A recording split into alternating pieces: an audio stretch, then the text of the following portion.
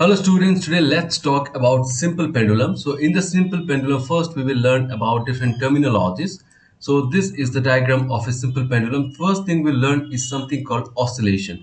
Now what does oscillation mean? For example, the pendulum was here initially at the place O.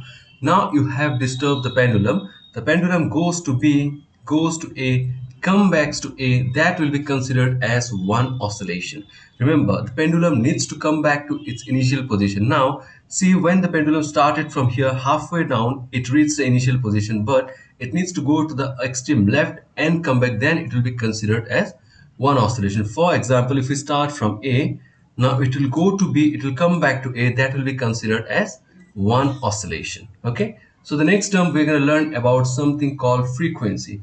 Now when you disturb the pendulum, how many times the pendulum oscillated, like how many oscillations did the pendulum completed in 1 second, that will be considered as frequency. Suppose you disturbed and in 1 second the pendulum went from A to B, came back again, it did it. That means what? The pendulum oscillated twice. That means what will be the frequency? Frequency will be 2 hertz. So the unit of frequency is hertz, Hertz, and it's written as like this. Next term comes time period. Now what does time period mean? Time period means, suppose I disturb the pendulum. Suppose it was at A, it went to B, it came back to A. Now whatever time it took to complete one oscillation, that is called its time period. Now if you see, time period is exactly opposite of frequency. Frequency says what? Frequency says in 1 second how many oscillations are happening, but time period says how much time is it taking to complete one oscillation. Done. So the relation between time period and frequency is, time period is 1 by frequency, and the unit of time period is seconds, since we are finding about the time. Next term comes something called amplitude. Now what does it mean? Let's consider the pendulum was initially here. Once you disturb the pendulum, how far does it go on both sides?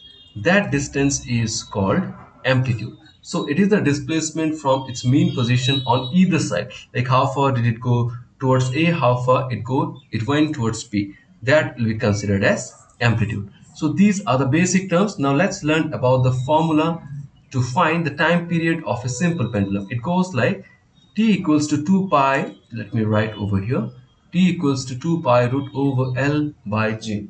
Now what are these letters mean? So L means effective length. Okay, that is one more term we need to learn. What is effective length? From which point the pendulum is suspended to the center of the bob. This length is called what? You can note it down. This length is called effective length. So when you'll be doing questions, remember, we're not going to consider the length till this point. The length should be considered through the center of the bob. Fine. So we got the value of, we learned what is L. So you can see T is directly proportional root of the length of the pendulum. Okay. And T is inversely proportional to the G. What is G? G is acceleration due to gravity. We already know. That is how much? 9.8 meter per second square. Okay, so using this formula, if you know the effective length of a pendulum, the value of G is already known. Pi is a constant, which is 3.14. You can easily find what will be the time period. Time period means what? How much time will it take to complete one oscillation? Then let's try some questions. So let me make it bigger.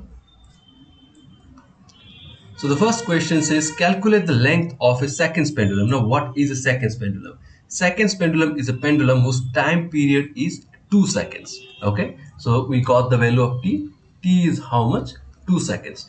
And the G for that particular place is given, which is 9.8 meter per second square. So we need to find the length. So we know the formula, T equals to 2 pi root over L by G. So what I'm going to do, I need L, right? So if I square it, it will become what? 4 pi square L by G. So what will be the value of L? L will be T square into G divided by 4 pi. If I put all the values, T was 2, so it will become 4 into 9.8 divided by 4 into pi is how much? 3.14. 1 second, it should have been pi square. So 3.14. 3.14. If you do the calculation, it will almost come close to 1 meter. The effective length of a seconds pendulum is 1 meter. That's a standard answer. So if you solve it, you will get it as exactly 1 meter. Let's try another question. in this question given, the time period of two simple pendulums at places are 2 is to 1. So let's take time period 1 and time period 2. What will be the ratio of the length? Let's take it's L1, L2. Now what we learned, time period is directly proportional to the length. So what can I write? I can write T1 is directly proportional to root over L1. Similarly, I can write T2 is directly proportional to root over L2. Now if I compare these two, I can write T1 by T2. I can use the sign equal. That will be equal to what? Root over L1 divided by root over L2. Right? Now I need the ratio of the length. So I need to remove the square. So what I'm going to do, I will square both sides. I will get T1 square by T2 square will be equal to L1 divided by L2. Okay, so L1 by L2 will be equal to what? T1 and T2 ratio was how much? 2 is to 1. So it will be 2 square, that will be 4, and 1 square is 1. So L1 is to L2. What is the ratio of the lengths? It will be 4 is to 1. Easy. Let's try another question.